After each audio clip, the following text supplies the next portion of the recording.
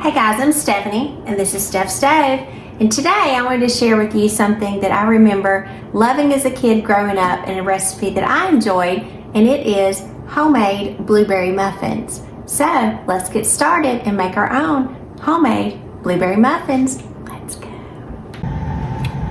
Alrighty, as we get ready to make our blueberry muffins, one thing you're going to need is a rubber spatula and a mixing bowl, and you'll probably also need like a 2-cup measuring cup to separate when we add our liquid measures together, because we are going to do dry and liquid separate. So to get this started with our dry mixture, so what I'm going to place in the bowl first, I'm going to add in 1.5 cups of all-purpose flour.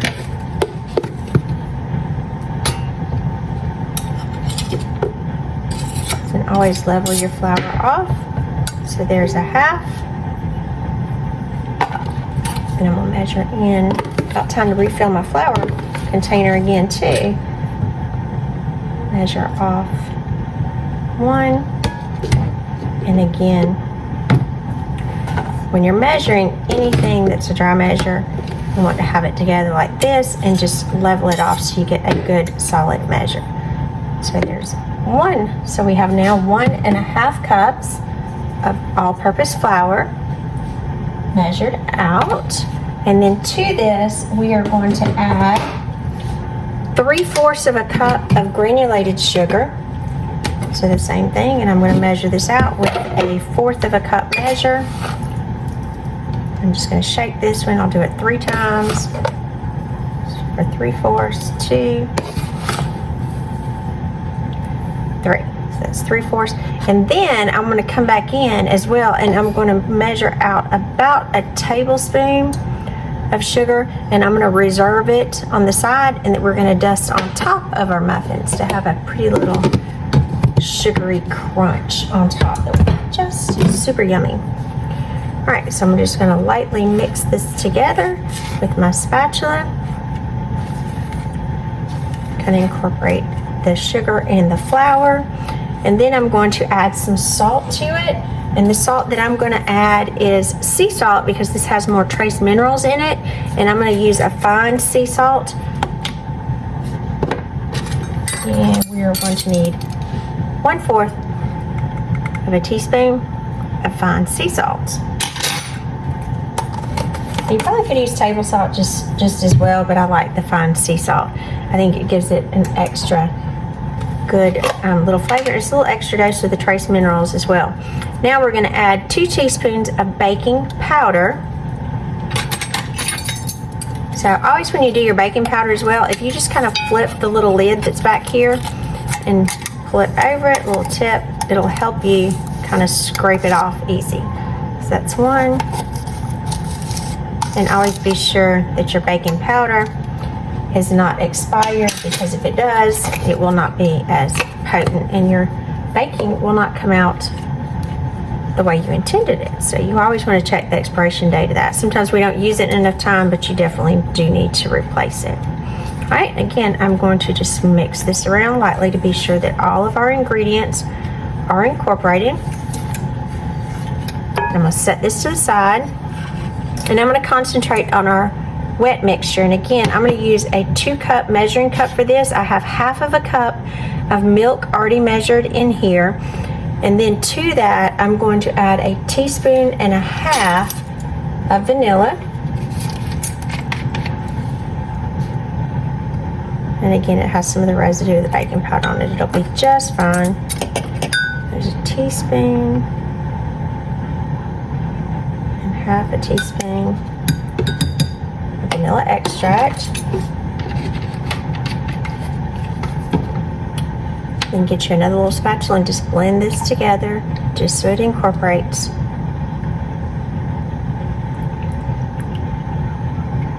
Right, and then we are going to add oil. So we will need 1/3 of a cup of vegetable oil. And you can use any kind, I would say, a vegetable oil that was what I would call a neutral flavor.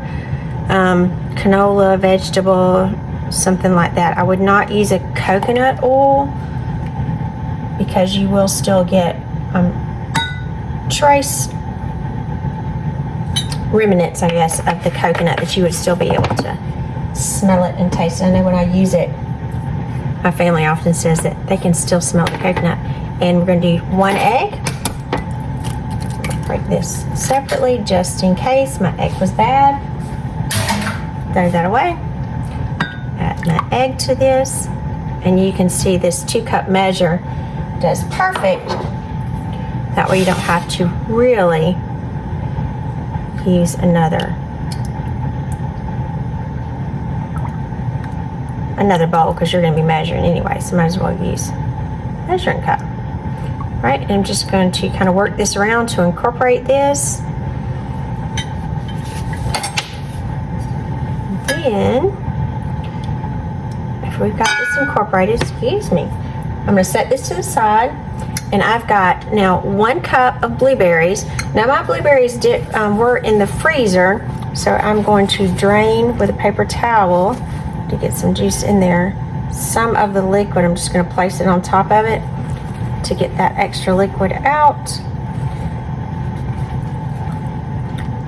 And you can put your blueberries in frozen. I just did want to give mine a good rinse because mine had been put up since the fall. And I was fortunate.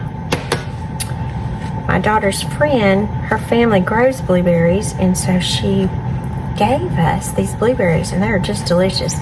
Now, you do want to add your blueberries to your dry mixture and coat those first. This allows the blueberries to have a coating of the flour, and that way when you have them in your muffins or bread or anything like that, when you're having berries, if you coat them, they won't all just kind of settle to the bottom. They'll be all within the mixture, and that's exactly what you want because you want a little bit of blueberry for everyone. All right, after we've got those coated, now we're going to add our wet mixture to our dry. Make sure all of that comes out. And then just fold this together until it's combined. You don't want to over mix this mixture. It'll be very important. That's why you don't need to use a stand mixer or a hand mixer with this. You need to use this hand mixer, and just with your own hand, and just gently fold them because you don't want your blueberries bursting either. You just want it incorporated. And again, you're doing a scooping and a flipping method, just folding. Go down the middle, fold until they're all together.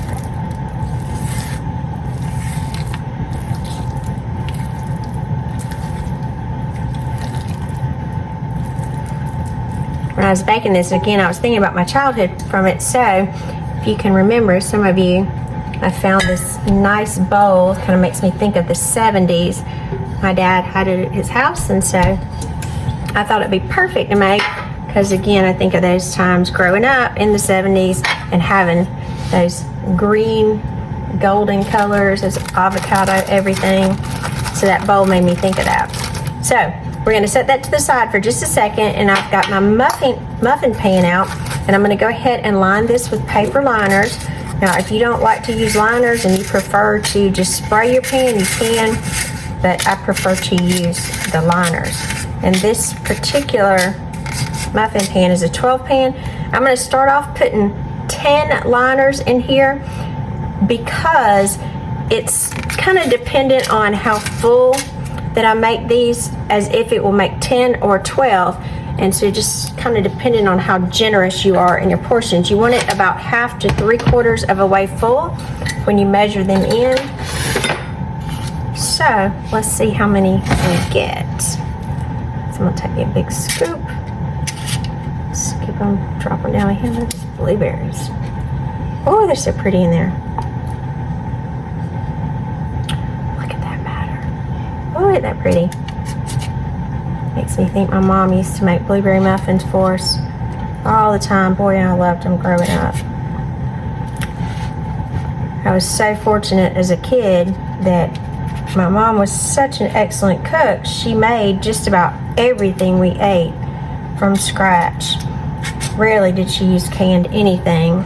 You know, cakes and stuff, always just amazing. So I was kind of spoiled in that respect, that I wasn't the kid that grew up on the TV dinners. My friend did next door, and she used to love to come over. Her mom never cooked, and she used to love to come to my house and just watch my mom cook. I thought it was kind of funny, but again, she didn't have that, and she just thought it was amazing that my mom made everything from scratch, and she was just enamored with what she would come up with. She thought it was funny. So, all right, looks like I'm gonna have enough for 2 more. So I'm gonna hit this one just right. And again, if you have them a little fuller, you'll end up with 10 larger muffins, or you can go a little bit less and you'll end up with a perfect dozen. Put that over there. And I might go back in and even some of them out, but look, you can see the nice blueberries that are right on top. Just so nice there. Let's see, get one there, get an extra one there. All right, perfect. Now, I'm gonna pop this in the oven. I'm gonna kind of get this off. If, when you're baking this, for some reason you were a little fuller that you had in the pan and you didn't have all of your muffins in a muffin slot, like for example, say if I only had 11 and I was missing one there, then you would need to fill that slot with about a tablespoon or 2 tablespoons of water so the rest of your muffins would cook evenly, because if not, it would offset the cooking. So you always need to be sure that every one of your muffin cups is full, be it a muffin, or if you don't have a muffin, again, water to it. All right, after we have all of our muffin cups in our muffin pan, I'm gonna come back and our reserved sugar that we had to the side, I'm just gonna sprinkle this tops ever so lightly with just little sprinkling of sugar on the top. That's gonna give us a nice little extra oomph when we bite into them, on that little sugary top. Just extra good. So just with your fingers, just pick up just a little bit and just kind of sprinkle it right over. And like I said, I had about a tablespoon here. It won't take nearly that much. But just add a little bit to each one. All right, and we got them all sprinkled with sugar, and in they go.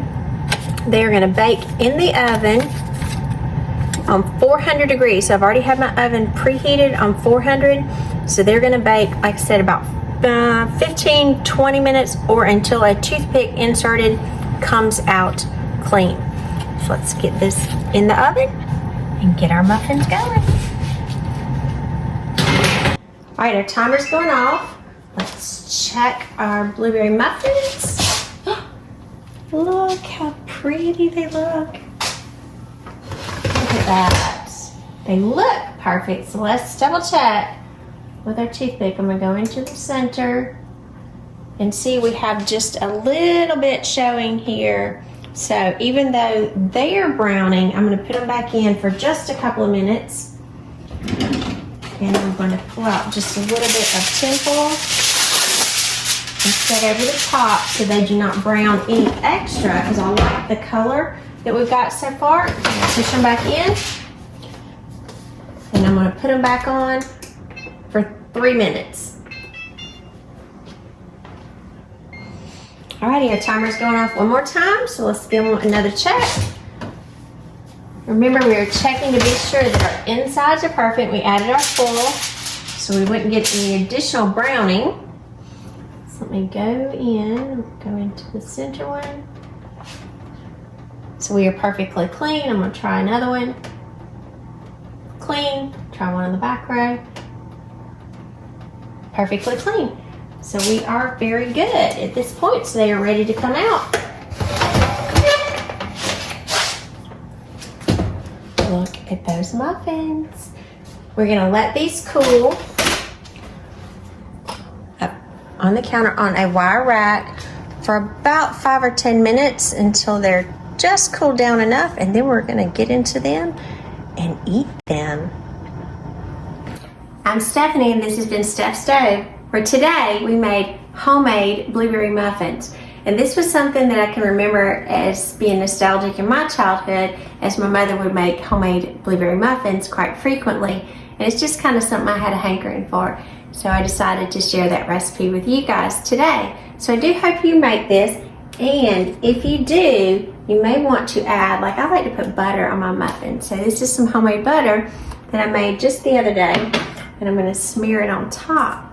But first, we're going to open this up so you can see what it looks like on the inside. Because look at that blueberry right there just popping out. So when you open this, you can kind of see really close that little sugary crumble on top. And look at our blueberry muffin. Isn't that beautiful? And so yummy. So yummy. So much better than any that you could buy pre-done in a package, or those ones sometimes that you can get with the actual blueberries in them. Homemade is always best. So I'm going to take this butter and just put right in the middle of mine. And these are somewhat warm still, which is kind of the way that I prefer to eat them. So I'm going to come in. Look at that. Look at that, and go in and eat it. Mmm. So good. Mmm.